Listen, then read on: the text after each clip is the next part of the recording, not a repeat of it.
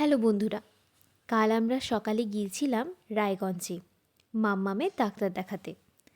আমারও doctor check up ছিল, আর আমার শাশুড়ি মায়ের চোখের ডাক্তার দেখানো ছিল। চোখের ডাক্তার অনেক সকালে বসে, তাই আমরা সকাল সকাল বেরিয়ে পড়েছি।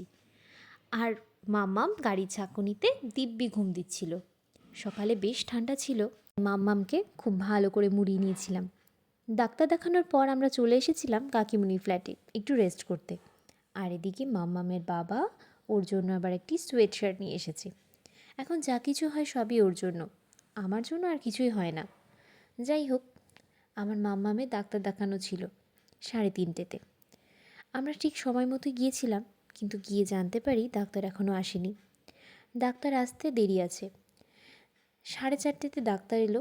এরপর নাম্বার আসতে আসতে আমাদের বেজে গেল 6:30। বাচ্চা নিয়ে এতক্ষণ অপেক্ষা করাটা সত্যিই ভীষণ চাপের। কুহু খুব টায়ার্ড হয়ে পড়েছিল, তাই বাবার কোলে দিব্যি ঘুম দিচ্ছিল।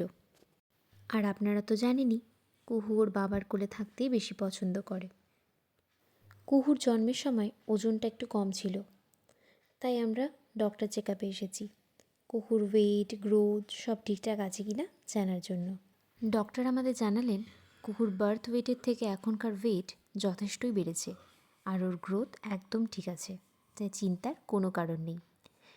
ডাক্তার দেখাতে দেখাতে আমাদের অনেকটা রাত হয়ে গিয়েছিল, আর বাড়ি ফিরতে ফিরতে প্রায় রাত 9টা বেজে গিয়েছিল। আমার এই ব্লগটা ভালো লাগলে কমেন্টে জানাবেন, আর আমার ফেসবুক পেজটি ফলো করে দেবেন।